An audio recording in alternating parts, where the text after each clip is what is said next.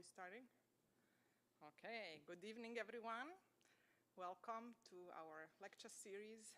This evening we are hosting a renowned artist, designer, Loci Orta, and this lecture is jointly hosted by Art, Culture, Technology program and the Department of Architecture. I'm delighted to introduce Loci, who is really a big influence for me personally, but also for many of us here in the department, and especially for the way she occupies this unique intersection of art and fashion, architecture, and ecological activism. Her work engages in critical dialogue around humanitarian and social issues that are both urgent and poetic in nature. Since the early 90s, Loci Orta has been exploring the potential for artists to play a role in driving social change. Her seminal projects, such as Refuge, Wear, and Body Architecture, many of you are familiar with it, offer a novel approach for transforming textiles into portable shelters, addressing issues of mobility and survival. These works, inspired by the Gulf War and subsequent global crisis, highlight the value of art and design in context of conflict and different crises.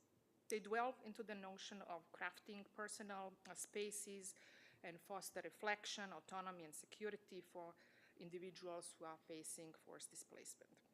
This concept is exemplified by what she calls architectures with souls. One of the key elements of Loci's practice is her dedication to working with marginalized communities, from refugees to asylum seekers to homeless populations and prison residents. Loci's socially engaged methods aim to inspire participants to co-create wearable sculptures and installations that resonate with their lived experiences. Her Nexus Architecture series builds on this approach, developing modular clothing systems that symbolically and physically connect individuals, underscore the significance of community and social connections. In '92, Loci joined forces with her partner Jorge Orta to establish collaborative design practice known as Studio Orta. Together, they have continued to explore themselves themes of survival, community, ecological sustainability. For example, they envisioned a world free of conflict, stitching together handcrafted tents that symbolize the hope for a global community. Loci has also made contributions to academia, establishing the pioneering Man and Humanity Master's Program in Sustainable Design at the Design Academy Eindhoven.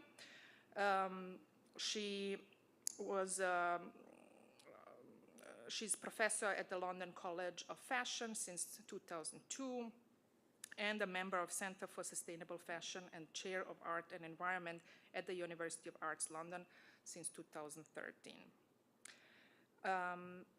The work of Loci Orta is not only pertinent to the present moment, but also offers a perspective that is both hopeful and constructive in the face of the most pressing global challenges of our time, including climate crisis, migration and forced displacement, and social inequality, which is growing everywhere. Her designs, both symbolic and practical, transform everyday materials into tools for resilience, and they foster community ties. At MIT, we cherish the interdisciplinarity, and it is essential for us. And her practice, I think, exemplifies how art and design can connect technology, sustainability, and social impact towards socially and environmentally conscious interventions and responses. In contrast to the attitudes of cynicism and inaction in light of the overwhelming challenges of our global society, Loci's art encourages passive observers to become active participants. Thereby, her work renders the complex issues more tangible and install a sense of agency in all of us. She engages people on a personal level, and through that, her work has a potential to shift cultural narratives, assist in addressing eco-anxiety and paralysis, and also inspire collective action. I'm very curious to learn more about her current work and some upcoming projects, and I warmly welcome Loci to MIT, and please join me in welcoming her here with us tonight. Following our presentation, we will have a conversation with Assistant Professor Xavi Aguirre, who will invite Loci for some Q&A, and then all of you are welcome to chime in and have a joint discussion. Thank you, and now welcome to Loci. Thank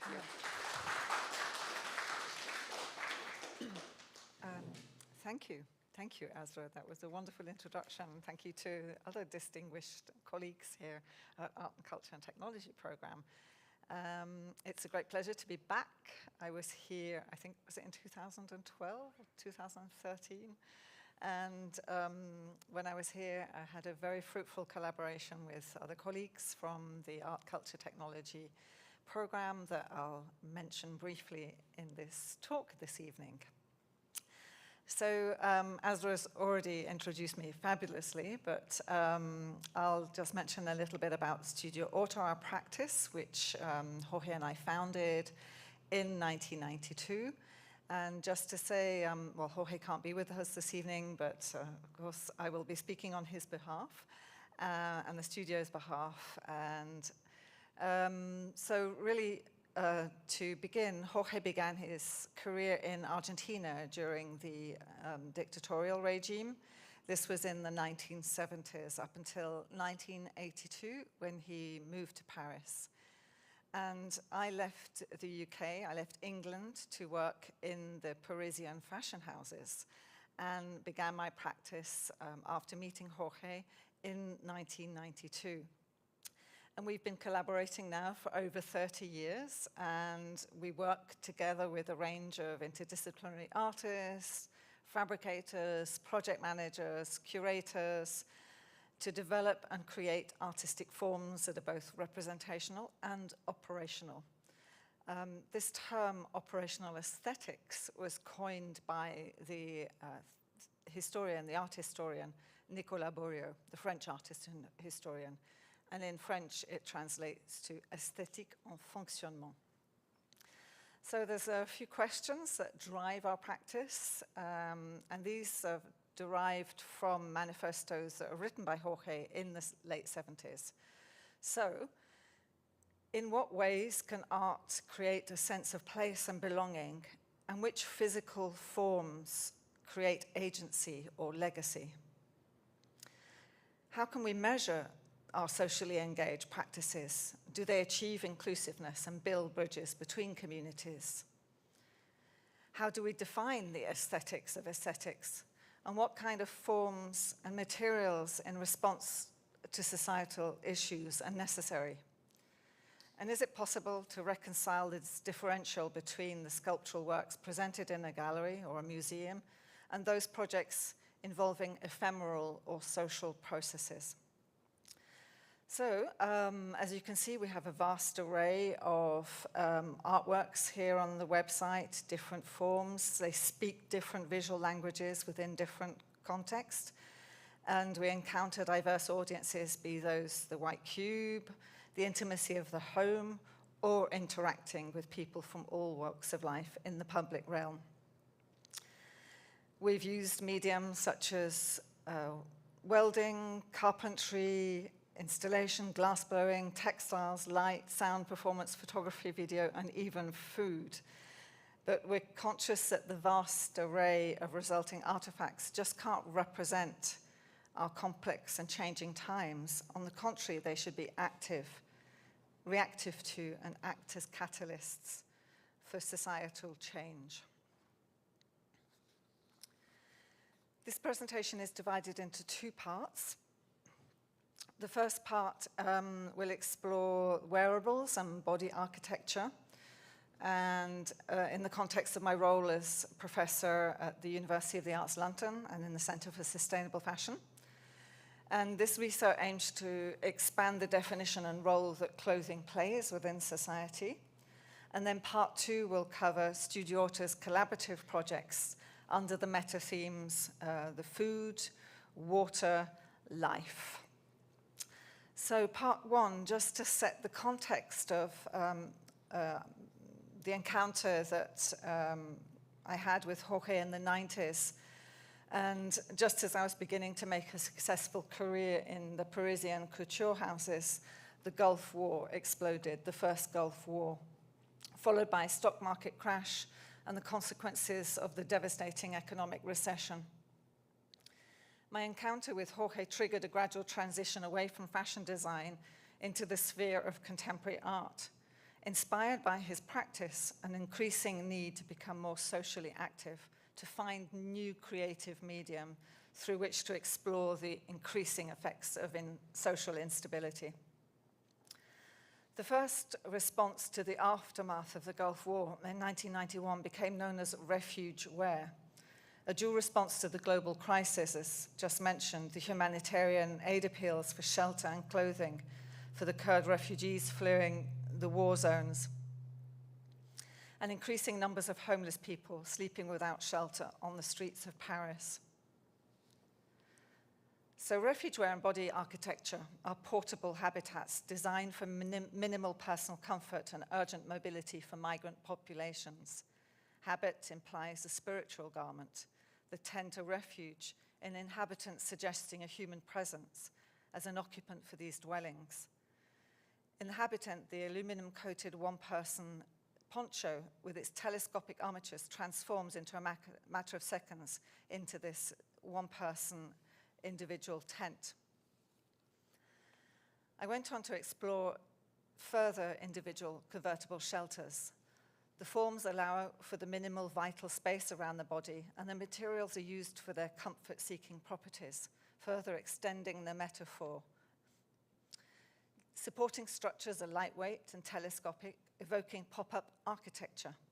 They have arm and hood appendages, convert into backpacks containing both functional and symbolic objects. The transformation from shelter to clothing, and vice versa, is fundamental to the concept of freedom of movement, new relationships, new cultural exchanges. It's the homo mobilis.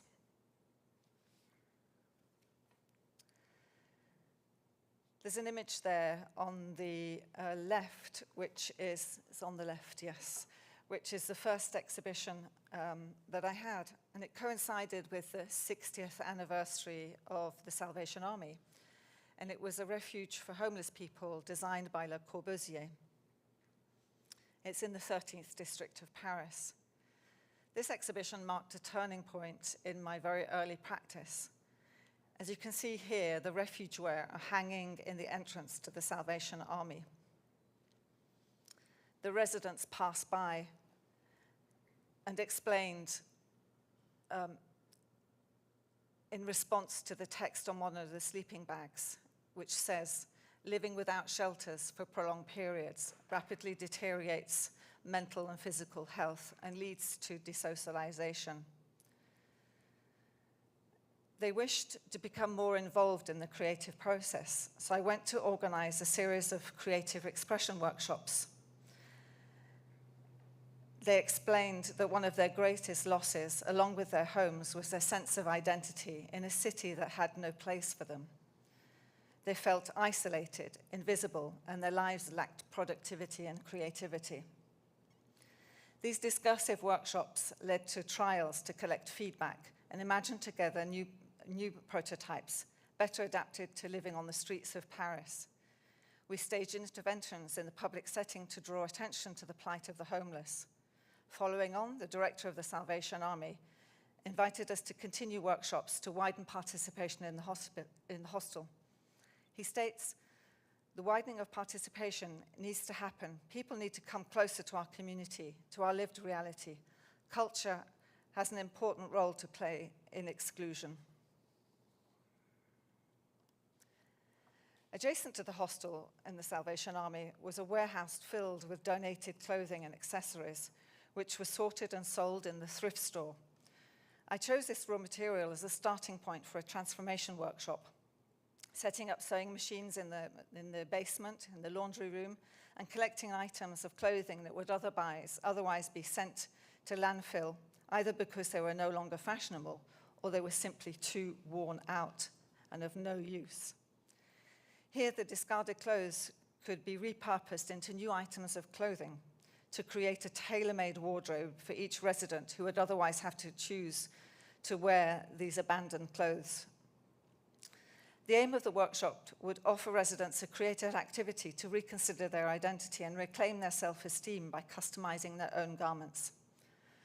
Over the weeks, the process changed because it became apparent that most people felt uncomfortable working on such a personal level. A lack of confidence made it difficult to make choices directly concerning their desires, and so they began making clothes for imaginary wearers. The method included analyzing the morphology of abandoned garments to take apart and to sort the pieces into components that then could be restitched into new entities with minimal waste. Old worn socks with holes in the heels were salvaged to create patchwork argyle pull chaussette.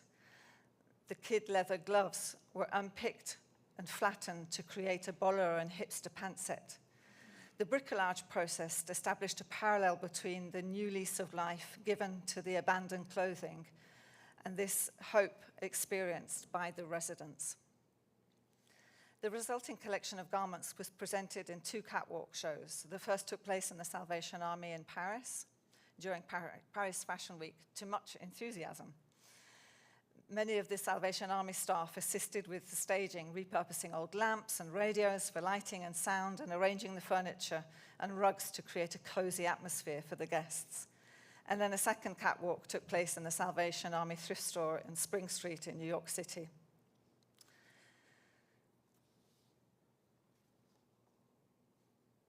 Meeting urban philosopher Paul Virilio in 1994 was a significant turning point in our practice. His research focused on the breakdown of the family unit and the needs to reconstruct the social link. He says the precarious nature of society is no longer of those unemployed or the abandoned, but that of individuals socially alone. So Refuge Wear was concerned with the individual survival, but it became apparent that the next phase should investigate the role of the individual within community structures, the collective body. Virilio's philosophy and social criticism encouraged me to explore new structures and processes for stimulating dialogue and interaction. I went on to create body architecture, larger scale domes, and collective tent-like structures. The surface skins of these tents have many facets and appendages, demibodies, that represent individuals within the community and evoke the complexity of shared space. We staged modular architecture performances to explore, in the words of Virilio, living in a space is to take it as body. Sleeping bags turned into collective bodies, and the membranes of dome tents were assembled and disassembled in different parts of the Cartier Foundation in Paris. In Nexus Architecture, Nexus means link or bond, and the symbolic content is more important than the functional in this work. And clothing becomes a medium through which social links and bonds are visualized both literally and metaphorically. Through the metaphor of the social link, the zippers and channels, while enhancing the uniformity of the worker's overall that they're based on, create androgynous shapes that defy classification by the usual social markers and attempt to give form to the social, not the individual body. When we began physically connecting people together, Virilio commented, each individual keeps an eye on and protects the other. One individual's life depends on the life of the other. In Lucy's work, the warmth of one gives warmth to the other. The physical link weaves the social link. During the interventions, participants and passers-by become physically involved in the construction of each of these scenarios. People climb into the suits, they zipper the nexus, they move in unison, questioning interdependence by being part of it. And the recurring public manifestations create a poetic series of interrelated segments, regardless of age, religion, gender, or social status. For the second Johannesburg Biennial, I came across the Dutch wax prints and African kangas in the Johannesburg markets in South Africa. The fabric formed the basis for a community workshop with female migrant laborers from the Usindiso city shelter. The women inexperienced in sewing were trained in pattern cutting and stitching, selecting their preferred textile design to create their individual suit. We decided to stage a moving intervention of solidarity in the city of Johannesburg, forming a human chain, chanting the anti-apartheid freedom songs. At the end of the workshop, the women adopted the suit for personal use, including the social link. In their words, the most important part of the design. In Johannesburg, the Nexus Architecture experience produced the most beautiful suits, but most importantly, it was a process of bringing forth the possibility of solidarity in a fractured environment where solidarity can be difficult to muster and maintain.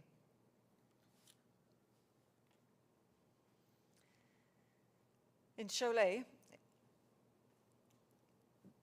Cholet is a city devastated by the closures of the manufacturing plants, and mainly those manufacturing children's apparel. For the occasion of a survey show in the City Museum, we decided to stage workshops and a public intervention with local children. We used the UN Declaration of Children's Rights to create this very moving coming together in the city square. The connecting elements of the Nexus architecture are direct embodiments of this social link, a social sculpture that is activated and manifested by residents in public space. Sociologist Joanne Entwistle states, instead of differences, we're offered a powerful vision of the possible, momentary collectives or networks of being whose connections are rendered visible and visceral in space and time.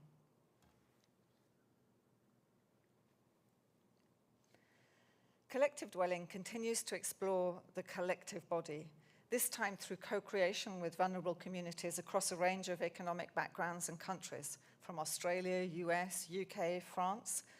The project is loosely inspired by the yurt tent, which is comprised of individual hides and symbolic textile embellishments that form the fabric membrane of this dwelling. Through a program of workshops, we explore personal identity and the meaning of home. Each participant is given a template module that represents one part of a collective whole. They are encouraged to draw and make scale models to connect their responsive and create a larger patchwork of modules. The individual not only physically defines the territory of the community, but also a metaphor of the social relations. The structure can only come together with the participation of a large group and everybody working to the same goal. On one of the modules, you can see a chest of drawers, a seemingly banal piece of furniture. In fact, the giant drawers contain the things that are significant for the young participant, hidden within. Other dwelling membranes detach and become fashionable jackets adorned with symbols that have a special meaning too for their wearers. The forming of community relations is not just the metaphorical. The project aims to stimulate physical encounters between participants from different continents.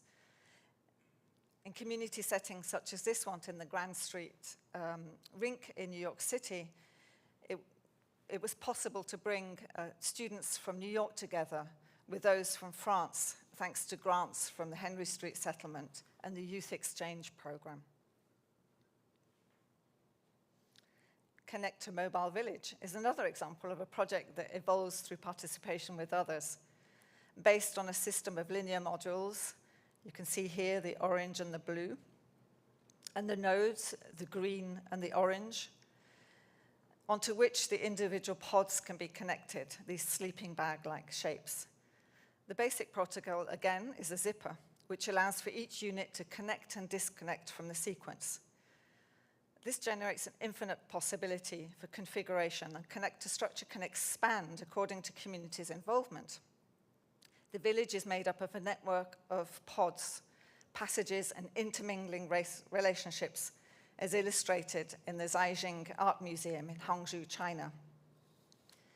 In workshop settings, participants are invited to design their own pod, which are realized full scale at Studio Orta. On the left here, you can see the units designed by young students from the Fashion College in Cholet. The long arms denoting the need to reach out and connect to others.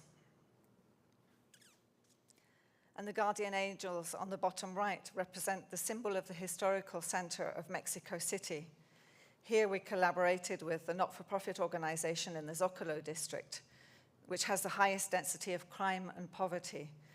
We invited a local community, mainly prostitutes and street children, to discuss their daily experiences. And we commissioned the local ex-voto painter from the Wiltshire family to interpret the oral testimonies onto the canvases, which again was stitched by Studio Orta into guardian angels. And the top images show workshops in the Robert Griffard Psychiatric Hospital in Quebec, under the guidance of artists from the Foliculture not-for-profit organization dedicated to raising awareness and disseminating information about mental health. Together, we all painted canvases based on the symbol of the heart, and the public were invited to attend the open day inside the hospital, and local dancers performed the results to draw attention to painful social issues and raise further awareness in support of creative endeavors in the hospital.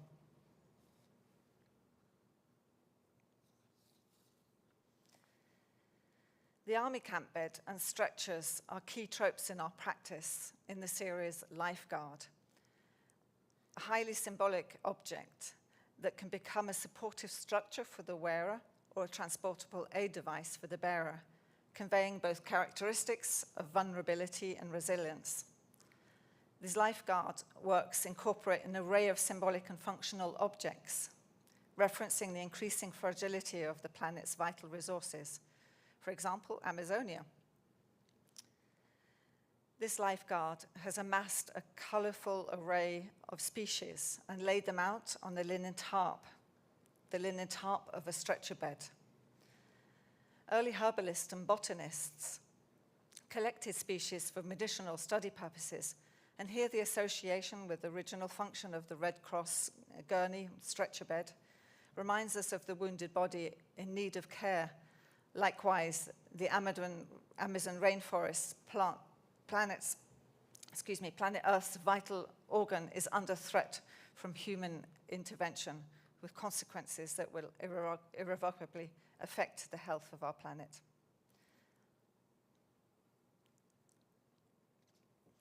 Lifeguard is also an adaptation of the same workers overall as the Nexus Architecture. It plays a central role in our exhibition in the Curve in the Barbican Centre in London, comprised of 23 stretcher beds incorporating 50 figures. The installation reflects on the dual notion of assistance and assisted.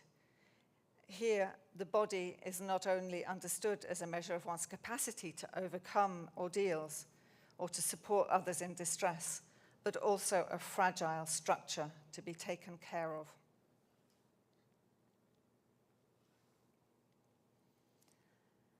And finally, Portable Protest was commissioned by the Victoria and Albert Museum in June 2004, just 5 days before the handover of sovereignty to Iraqi government and the withdrawal of the US Allied forces.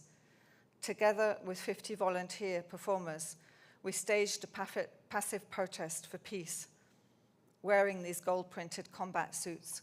For over 2 hours, we silently meditate the future fate of Iraq and its citizens amongst the tombs, sepulchres, and war trophies from historical battles and combats. This concludes part one of the presentation. And I hope this shows the communicative potential of the wearables, their role in the construction of our individual and collective identities, and how clothes become an expression of identity or harness power through their extreme diversity and universality in ways can alter our daily life. I'll take a little sip.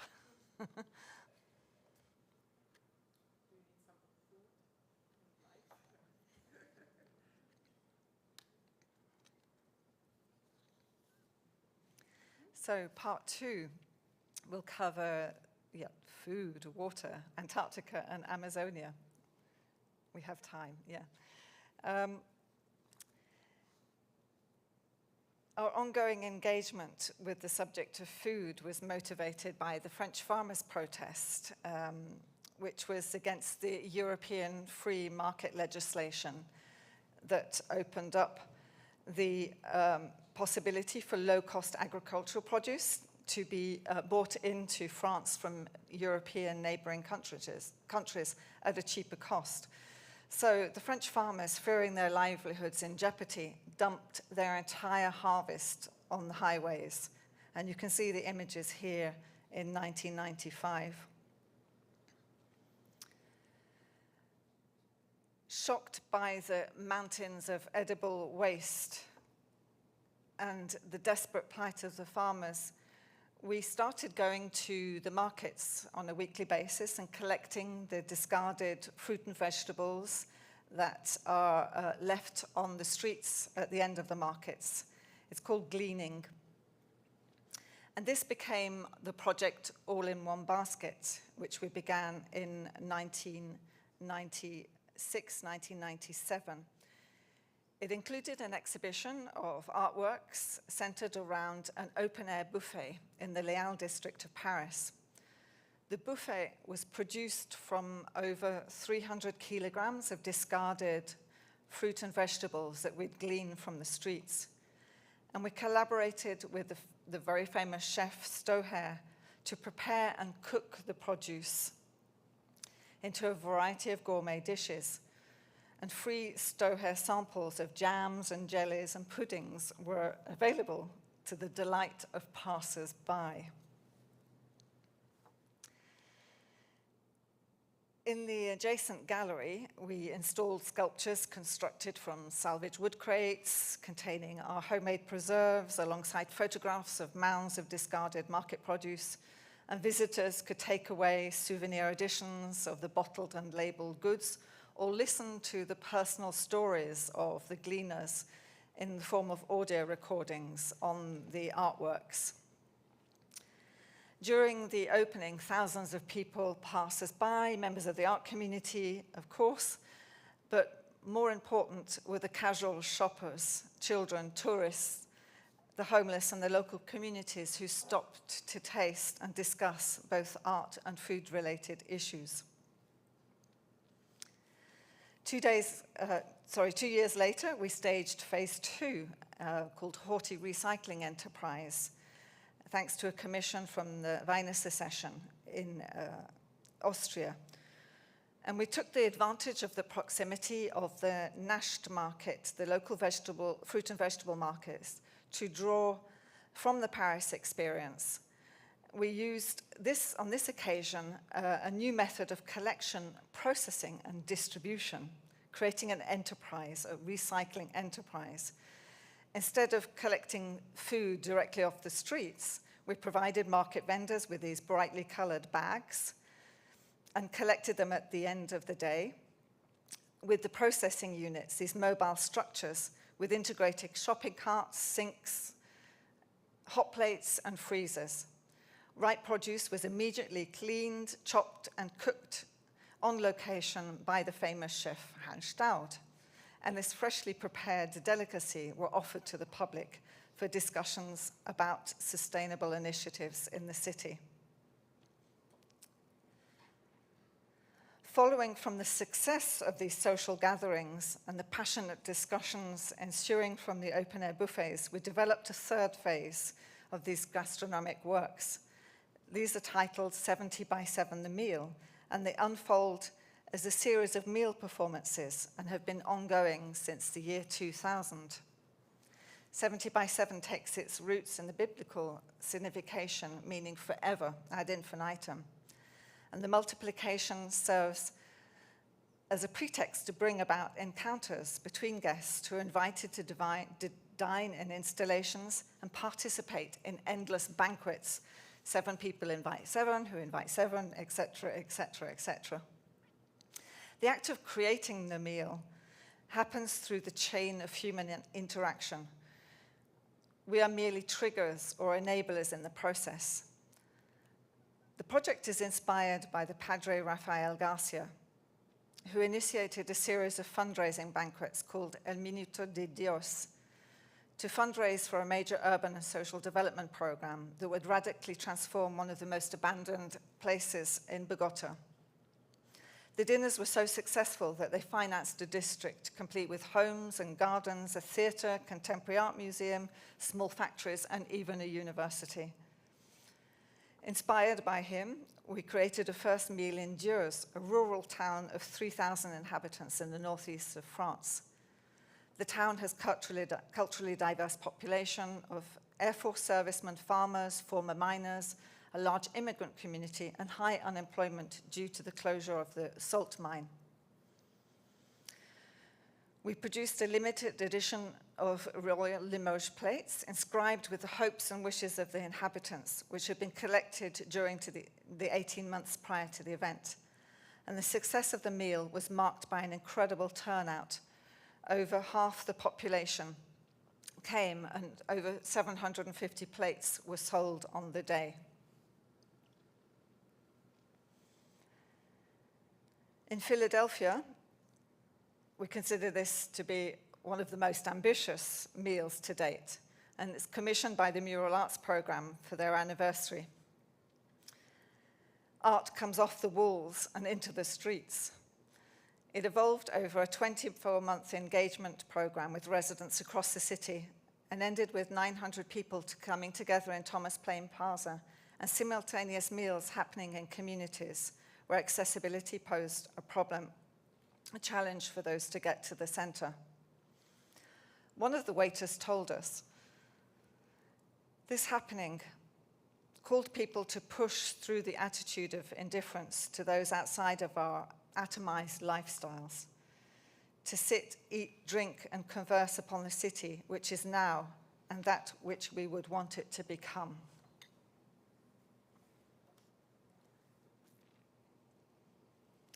In Peterborough, in the UK, another waiter remarks, art offers various platforms through which connections and change can emerge, celebrations of identity and diversity, drawn out from the sharing of culture and food. He also tells the story of a man who heard about the harvest weekend via local radio. On Saturday, he traveled from Norwich by bus. This is over 2 hours each way. He was so struck by the atmosphere of the event that despite having to travel back that same evening, he decided to return the next day, on the Sunday, to take part in the meal. No one knew his story, but fortunately he joined the meal via spontaneous invitation.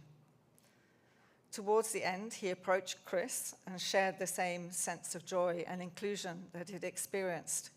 He said he spent the most of his life as an observer, but he told Chris that his experiences over the weekend made him feel like somebody who was accepted and valued.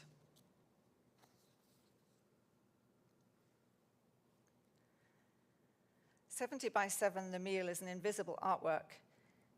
It takes the form of the most cherished of our rituals and mimics the essential human need to eat and unite. Setting the meals in urban spaces reflects on the essential need for the spontaneous general assembly, bringing people to concert, to reconcile, to reflect together. It's an artwork that is active in the heart of the community. What started as an intimate dinner for 7 members of the community in the Kunstraum Innsbruck, which was the first image I showed, it has evolved into over 47 meals since that one. Thousands of people involved in the act of creating and feasting and communing. The invisibility of the art renders this method of engagement effective. It erases the fear of not belonging to. Only small signals like the limited edition plates or the printed table runners for each event leave a trace that something unusual has brought the guests together. We hope these clues remain discreet to allow the catalyst encounters to blossom naturally. This would be our 50th act. It's still unrealized. We're on Act 47, so we only have 3 more before we get there. You can see it spanning several miles from the Tate Modern, the museum, Contemporary Art Museum in London, and running across the Millennium Bridge to the Guildhall in the Historical Centre. It's possible that 8,000 people, it says 5,000, but it should be 8,000, could come together because we have this multiplication strategy. And we think that each act of the meal over the last 25 years to serve as a forum for proposing new topics for debate, as well as in some cases fundraising for important social and environmental causes. And we say that nobody can change the world with a meal, but each meal and their infinite accumulation really does have the potential to change things. This is Orta Water, and it began its life as an exhibition proposal entitled Drink Water, commissioned by the Fondazione Bevilacqua La Massa in Venice, which toured to the Museum van Beuningen, Boijmans van Beuningen in Rotterdam. The initial premise for this theme was Venice, a city built on water and dependent on it for its livelihood. But more importantly, the project unfolded through a long-term research process and resulting objects. We focused our attention on the general scarcity of water and the issues surrounding the privatization and corporate control affecting access to clean water for all.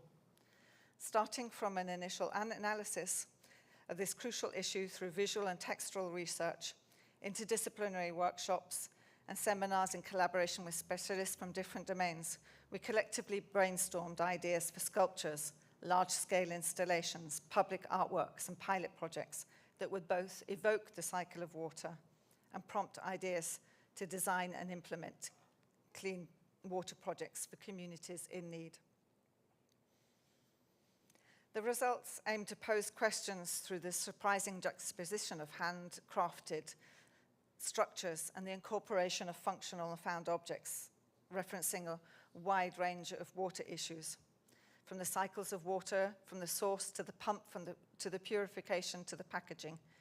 We create small vehicles, low-cost manpower, distribution structures, and water reservoirs. All our artifacts oscillate between the metaphor and the functional, this idea of the operational. Low-cost water purification devices discovered during our research became particularly significant. We decided to incorporate them into fully functioning filtration systems to purify water from the polluted sources, such as the canal in Venice or in Rotterdam. And we've gone on to purify water in all of these locations. In Rotterdam, we pumped from the Emmersingle Canal water through the rear door of the Boijmans Museum in a network of pipes and bridges winding their way through the historical fine art galleries amongst the Van Eycks and the Bruegels into the exhibition space. Once again, the general public could just turn on the tap and take a drink. As the engineers we collaborated with said, this is not rocket science. As in all of our collaborative projects, the work evolves over a minimum of 10 years. We continue to work with engineers tackling all kinds of polluted water sources.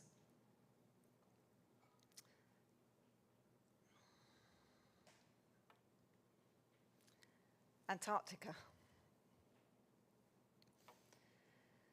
As part of Jorge's representation for Argentina at the 1995 Venice Biennial, he presented the draft concept for the Antarctica World Nationality.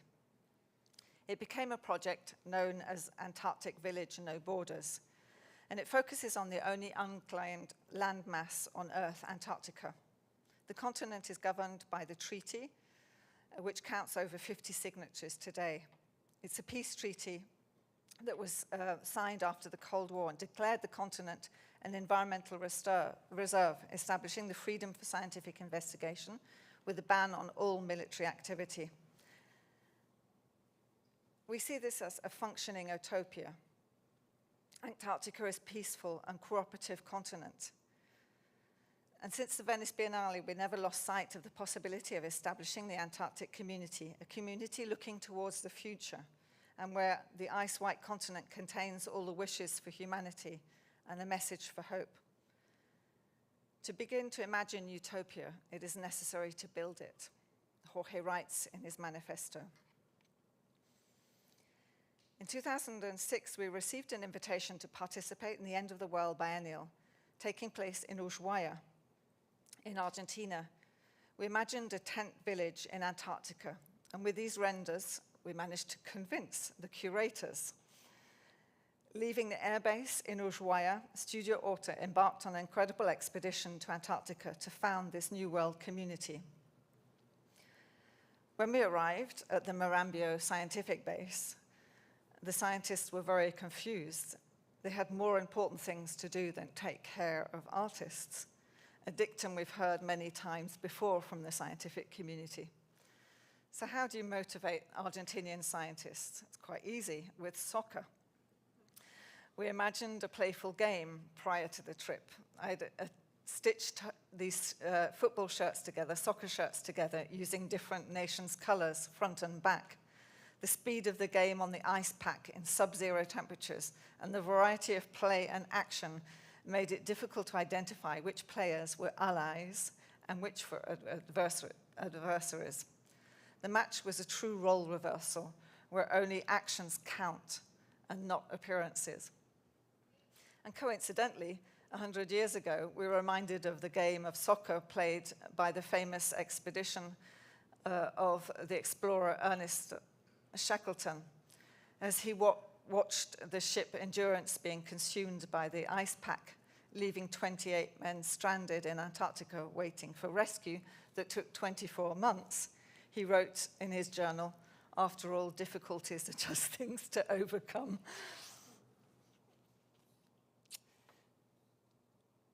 So at the end of the austral summer, during the months of February and March, we were physically able to install the Antarctic village, traveling from Buenos Aires aboard the traveling from Ushuaia aboard the Hercules KC-130 flight on this incredible journey. We installed the Antarctic village across 4 locations on the continent, 12 years of research and development.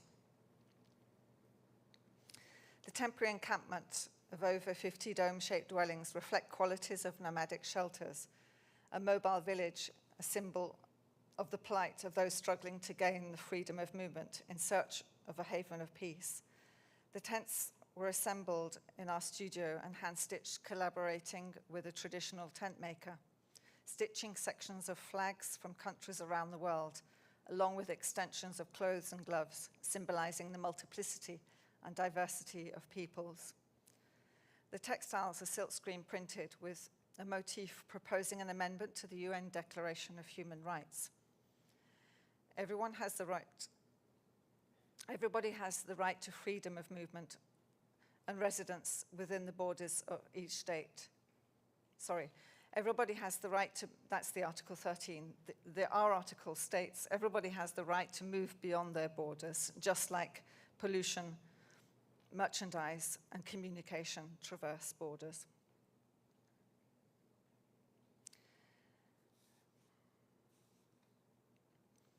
In Europe, we exhibited the dwellings in an important touring survey at the Pirella Hangi Bicocca in Milan.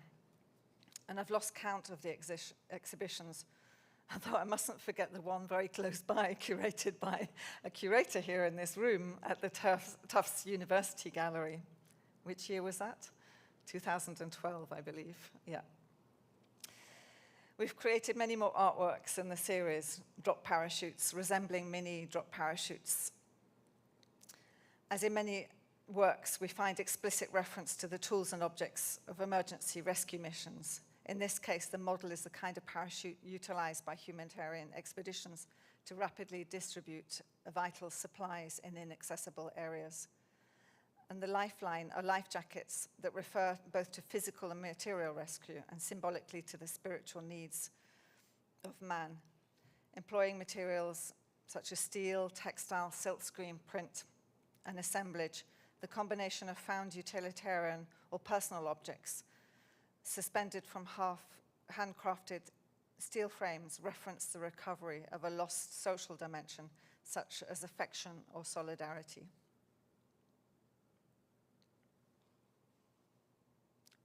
We've got time for some more? Yeah? Antarctica World Passport. We imagined that the new Antarctica World community would need an identity document. We produced the first edition of 10,000 Antarctica World passports and distributed these from the Passport Distribution Bureau, the first one in 2008. The bureaus are constructed from makeshift furniture and supplies we collect along our journeys. And in this spontaneous distribution, in a very analog way, we began a discussion on the topic of migration. If Article 13 would be amended, it would be possible to take into consideration the rights of the hundreds of thousands and millions of people hunted from their native lands by economic ruin, war, and political intimidation. The new Article 13.3, printed in the passport, serves as a point of reference. There was a growing interest in the passport component of the project. We were commissioned to create Passport Office in conjunction with major art events and biennials in Greece for the second Athens Biennial, where Greek citizens strolling along the Falero waterfront spontaneously joined the community. This coastline is where many of the migrants from North Africa arrive. Within this context, the Passport Office served as a forum to openly discuss the Mediterranean refugee crisis. Passport offices were installed in the Jardin des Plantes in Paris during the FIAC, the Palais Siena, headquarters of the French Economic, Social, Environmental Council, the European Parliament, Shanghai Biennial, South Bank Centre, etc., etc. 10,000 more passports were printed in response to the requests. In 2013, we joined the displacement exhibition in Geneva to install the Passport Office in the heart of the Nansen Initiative Global Consultation. This event brought together representatives of some 100 states to endorse the protective agenda. This is a legal document that addresses the needs of displaced people in the context of environmentally induced disasters. We invited the 350 delegates to acquire a world passport. Passport holders including the Swiss ambassador, the State Secretary of Norway, and the Interior Ministers for Ghana and Iraq all received their passports. We learned that during the closed doors consultation process, Article 13.3 was suggested as a government position. We suspect that it was either Iraq or Afghanistan. We took the Passport Office to the Grand Palais for the COP21 Climate Summit and printed another 15,000 copies, shifting our focus to the effects of climate change induced by migration. During the Migration Week in Marrakesh, as part of the exhibition Displacement: Uncertain Journeys, we printed a 5th edition and built an in-situ passport office in the center of the Global Forum on Migration and Displacement Summit. Here, representatives from the UN member states, NGOs gathered to draw up international migration strategies. Among the 2,000 state governments and members of the civil society lobbying for human rights, we were honored to deliver passports in person to the ambassador of Fiji, the foreign secretary of Bangladesh, and the mayor of Lampedusa, among many other dignitaries. Expert Advisory Group for the United Nations Secretary General, the high-level panel on international displacement, and the envoy of the chair, Walter Palin, Professor Palin, states, "The artwork contributes a visual symbol of the challenge of disaster displacement. It also creates memories that will hopefully stay with delegates long after they leave the conference space, both walking around the installation and by giving the delegates a physical object that they can take home and share with their colleagues and families. One delegate, for instance, returned to the booth to ask if he could have 2 more passports for his children to talk about the challenges of displacement when he got home." And from the days of the rudimentary analog data collection that were employed for the first passport distribution in Italy, and thanks to a fellowship here at MIT, we were able to develop an online database. And now, have 46,000 people recorded online, and you can see the distribution on the world map. This project has a huge potential to harness a powerful lobbying force with all the different people who have signed up to passports in these previous projects. I'm going to skip the last project because I think we're going to run over, but I just wanted to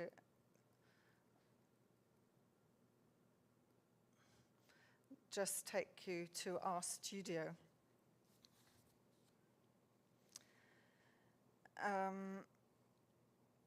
And just to say that, as a closure, that Studio's Orta practice has always been one step ahead of this idea defined by the art theorist Nicolas Bourriaud, relational aesthetics. It's been one step ahead of that. And as we mentioned earlier, operational aesthetics is how we consider it. Our artworks create a stage for participation, and it's the actions of the individual that make it a work of art, and the weaving of the interrelations and the operational mode that defines the poetic nature. And the artworks begin to make sense in this interrogative debate, which invites us to build, share, and transmit. Our studio, situated in the countryside in Seine-et-Marne, is an extension of this thinking. We're building a community here along the river, taking over abandoned factories and transforming those into locations for residences, exhibitions, studio practice. You can see here situated on the east of Paris and the different locations. One of the locations now is occupied by the Galleria Continua. This is the Moulins de Boissy in 2008. We started this project in the year 2000, so 8 years later, the gallery installed. And since 2009, we've been operating out of the Moulins Sainte-Marie, and there are now a community of 5 artists and 2 galleries installed here. And within Studio Orta, we hold residences, exhibitions, and events.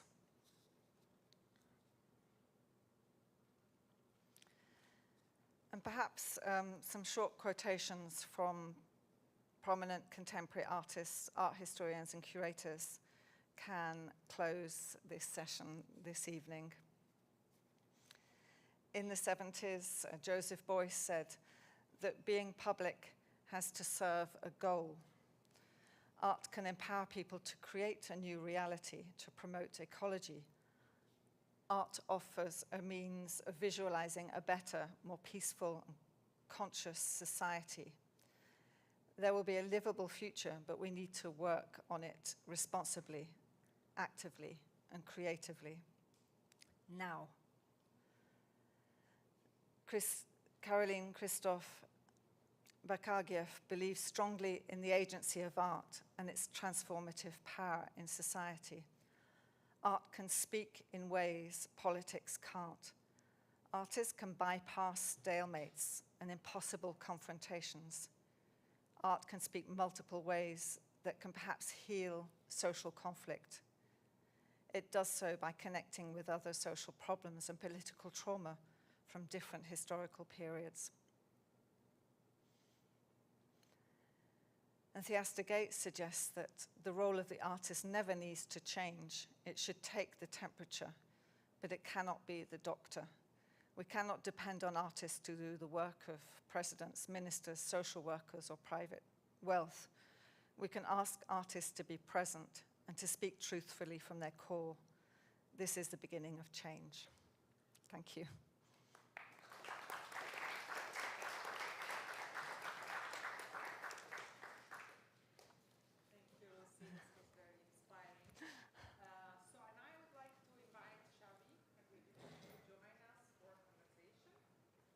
And we will open later to you guys to also ask some questions.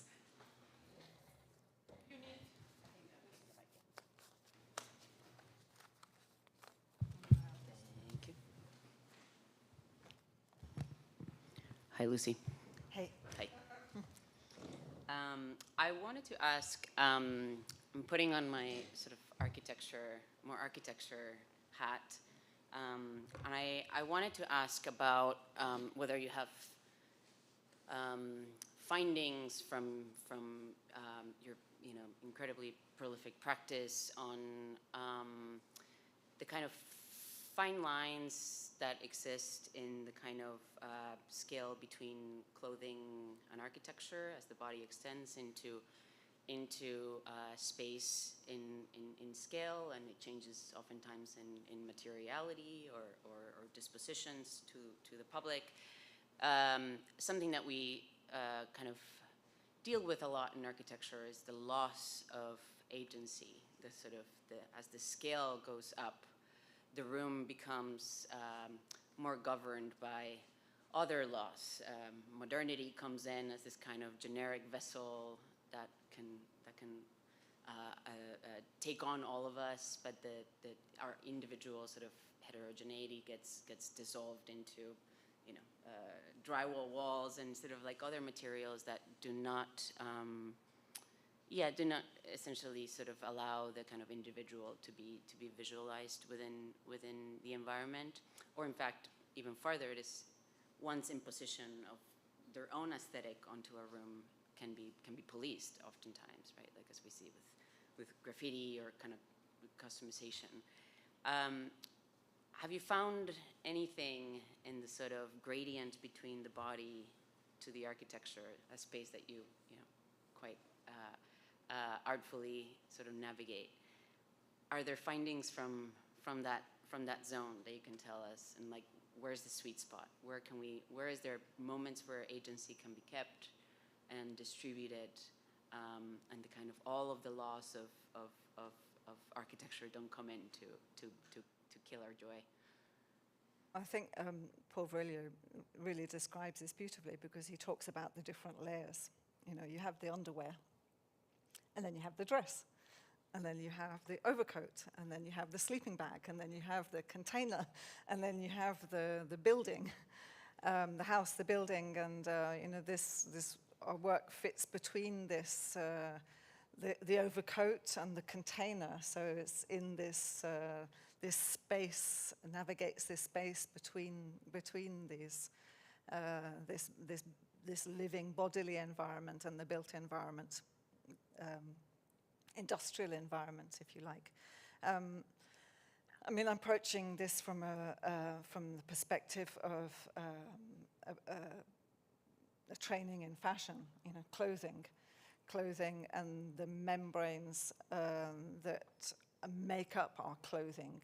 These membranes that explicitly presented in the Refuge wear, that are breathable, that are anti-abrasive, that allow a different occupation and a different relationship with the environment around us and others. And then they're explored later in this idea of the connectivity and the membrane, again, this channel, this nexus, serving as a link, kind of an umbilical, a link and a cord to the next person, and explicitly allowing that to be very modular and flexible and movable, and what's important in it is this potentiality, that it has the potentiality to transform. And I think that's where there's this power in these bodily architectural pieces, that they can become, they can transform from the dress, from the garment, to an item of a living pod, a living unit, an architecture. Yeah, I keep thinking about sort of like different gradients of collectivity that are created, in sort of what you just explained, the ability for one to impact change onto their material environment is sort of one form. You're kind of leaning on the air gap between two connective tissues as another one, as a kind of way of making actual direct collectivity. And then I'm situating sort of a third one. I'm sure you you've been put in the kind of frame of practitioners like Andrea Sattel a number of times, whose architecture gets more architecture-y, right? Like it just gets more, there's maybe different sort of labor groups that are involved in building them. But then the collectivity is created through ideas of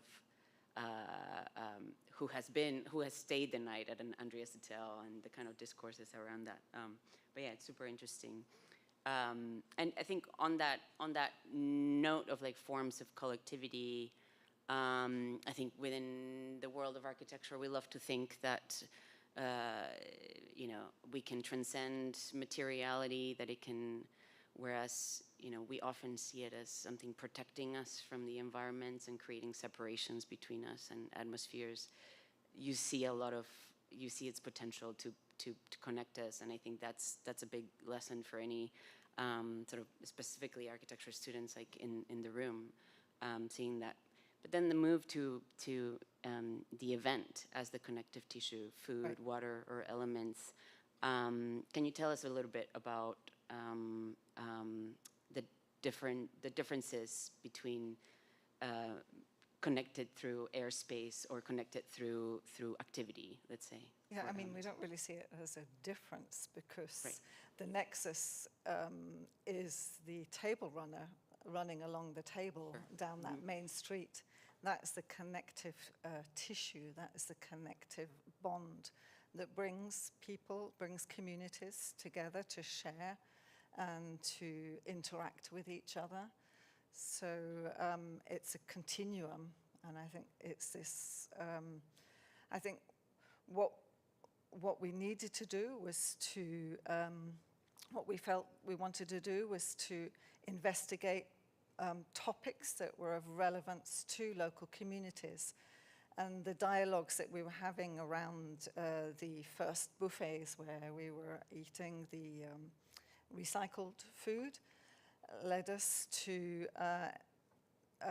design like these table settings as ways for communities to empower themselves in their own conversations, as opposed to us staging a setting like the Nexus Architecture where people become involved in it. The conversation element became important in the food projects as a way to resolve topics that weren't necessarily that easy to come to terms with, particularly in certain groups or communities that didn't have opportunities to meet with each other or didn't want to meet with each other around the table. So this notion of like some kind of like reconcile, some kind of coming together of opposites was important in that, to find a way to resolve community topics and community challenges and issues. So our work shifted in that way, and the community's voice became important. Mm-hmm. I'm happy to open it up to the room. Asra. I want to a little eager, a little eager. Yeah. Okay, I have two questions. First is about, because you mentioned at the very early on in your lecture that one of the questions driving your practice is a kind of measuring impact, let's say, of social practice, right? And that struck me as really interesting, also something I've been kind of dealing with in my own work. And I'm wondering here where you locate the politics of your work. You mentioned lobbying, that I found also fascinating. Especially in this participatory work, you know, is it about lobbying and raising awareness? Is it about, I don't know, messing with key performance indicators of humanitarian aid, where that measuring of impact would be something like, how can we even measure some of these qualitative bonds that evolve in your work that are about, you know, just social connection and this beautiful conversation of a meal?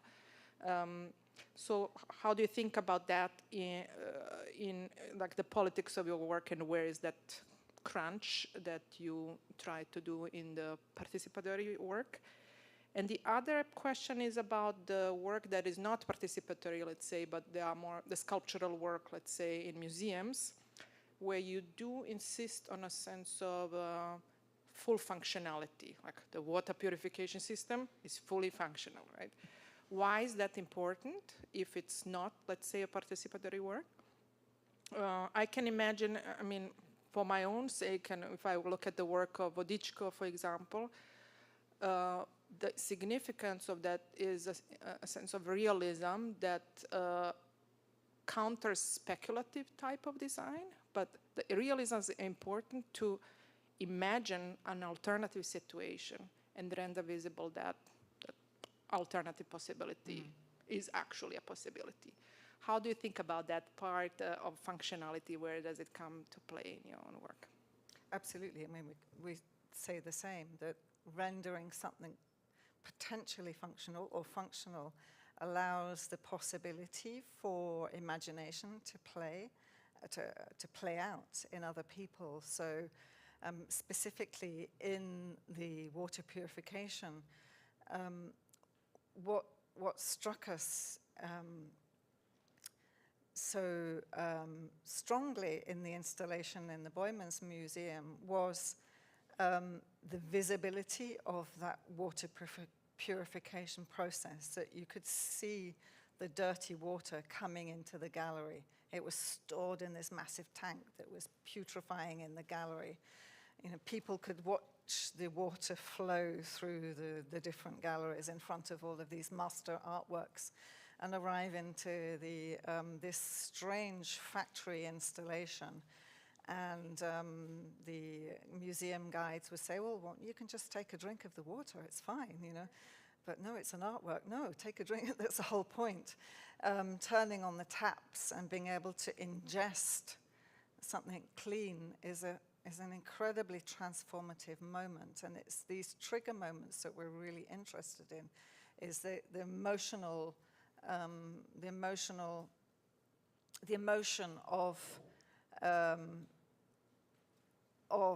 that process is ingested into the body, and it's like a light bulb moment. Oh, it's possible.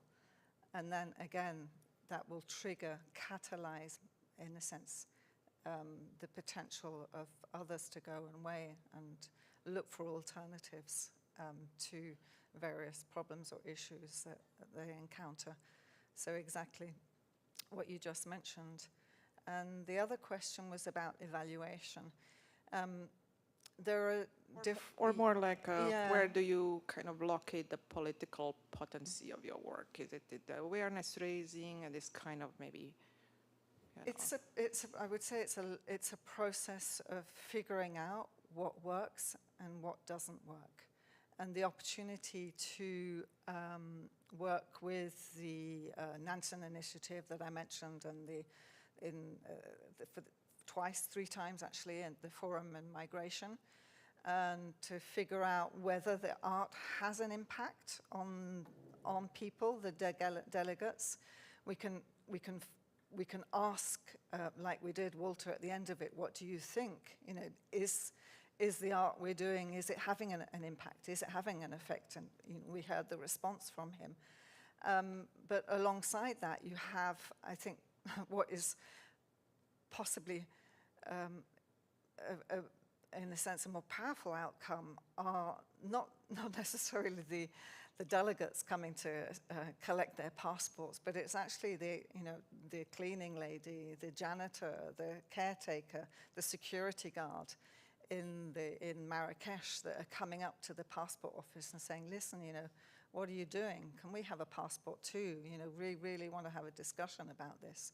So I think what's successful in that is achieving these different potentialities, again, for conversation and discussion that allow the work to have, I guess, a place, you know, like a political site, a political place. But there are some projects that, I'm really interested in understanding, you know, the real impacts on people's lives.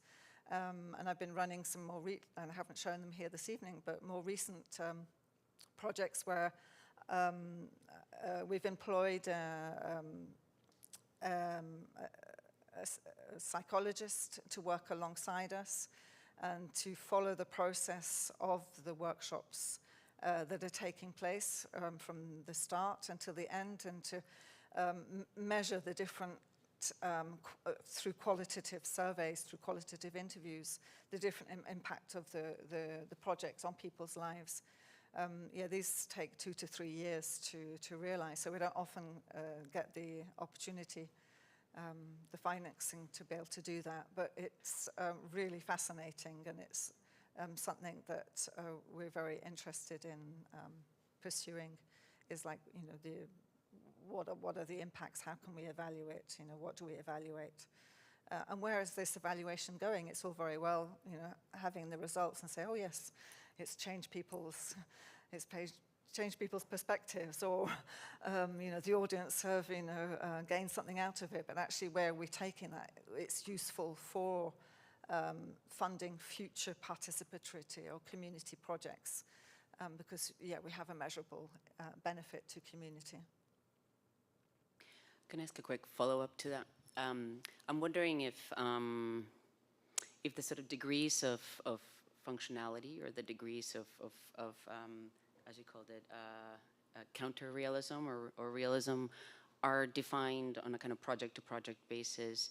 Is there a process at the start of the project in which you have to decide just how real you're going to go, just how functional you're going to go, and are those decisions defined by the institutions that you're involved in? Do you do a lot of a deep read on their willingness to go there with you beyond exhibition onto a sort of onto another realm? Do you have to scrutinize who's in their mailing list, who their audience is? Like, do you make that decision separate from that?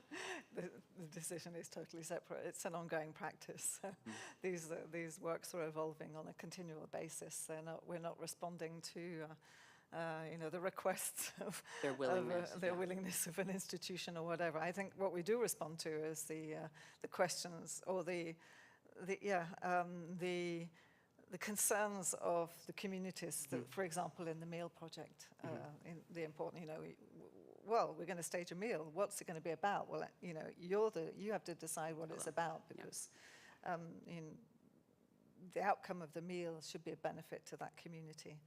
And that's this idea of this invisible artwork, you know, activated in people's lives. It's very different from going into a museum, although you could say that, well, the water project is also, you know, activating change in people's lives. So it depends, yeah, it depends. But I think the water project has been, yeah, we just took the water purification factory to Saudi Arabia, and actually we were worried about, well, what are we going to purify? There is no water there. But the response was absolutely incredible. I mean, Azra was there with us. It was, gosh, this reminds me of the difficulties we have. You know, the audience were coming at the buckets that we have lying around in our house. You know, the difficulties of collecting it, the difficulties of purifying it. It's a work that speaks to us. It doesn't need to purify water, because it's enough in its own right just to say that things are possible. And I think, again, going back to this question of potentiality, the potential of an artwork to trigger is trigger people.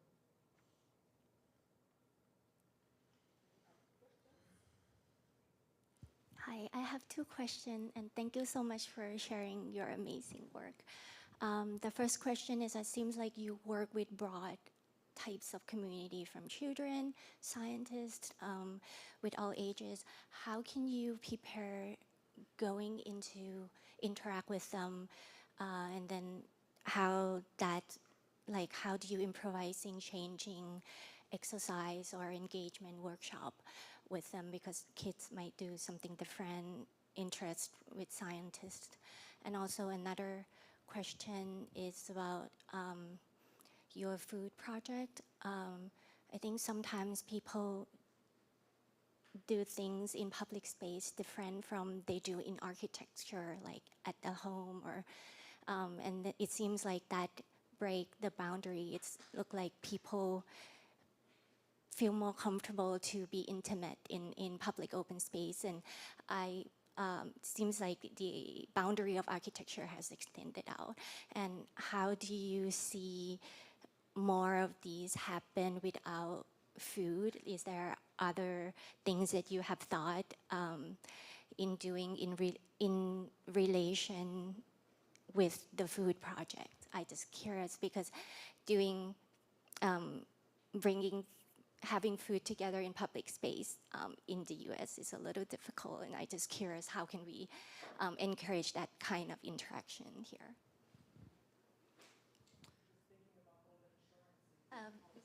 Food permit is almost The impossible. insurance policies, Yeah.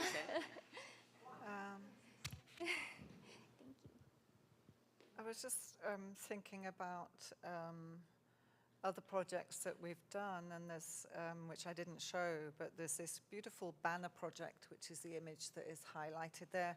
That's in a section which is the participatory projects. And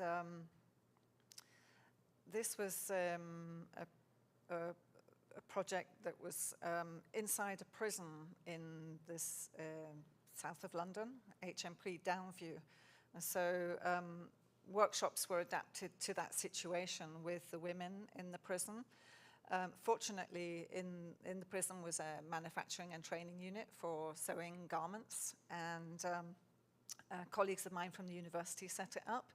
And we were able to set up a workshop actually there and realize these beautiful banners, and they commemorate the 100 years anniversary of the women's right to vote in the UK. And workshops were adapted in that sense because we could only have 15 people in the group, but there are 350 women in the prison, and it was really important that that as many people, as many women as possible could have be involved in the project and learn about women's rights. And we had a whole range of educational activities taking place. It was phenomenal. The whole of the staff got involved, and the women could go to the library and learn more information about the suffragettes. We ran educational workshops on the history of the suffragette movement, on craft making and activism, on protest, women's rights, and then the results of that was to make banners that would be processed in the public realm, in the public, for a mass coming together, a mass gathering, a mass march. And there was 90,000 people took part in this mass march. So in a sense, it's an artwork that is invading the public space in a different way from the food project, but with as much, I would say, incorporation of the voices of the people that were making, that we were making the banners with. So in a sense, it's a very powerful project of how you can take over public space. So, and again, the workshops are adapted to different groups. Each one is almost like bespoke for different groups, so and appropriate to the age group. And then we take into consideration all the ethics of undertaking these projects with vulnerable groups, for example. Sorry, I have more follow-up question. So sometimes when we do community engagement, the organizer will ask like how many engagement you need to be able to create work, but it seems like you did a lot of a lot of community engagement, not just to be able to create work, but also to make an impact. So how do you design how much engagement you would like to do for each project? I don't know. I don't think it's a myth, isn't it, that you have to engage so many people. It's the quality of the engagement which is important. But I think that our strategy, in a sense, if you can call it a strategy, is an engagement over time. So it could be small groups of people over a long period, over 10 years, and then that obviously multiplies. So, and again, it depends on what are your expected outcomes as well. There's all kinds of things that come into play when thinking about that. But we don't go in and say, okay, we've got to engage with thousands of people here. No, it's the quality of the engagement has to be the most important. Thank you so much. Yeah. I think we have time for one more question.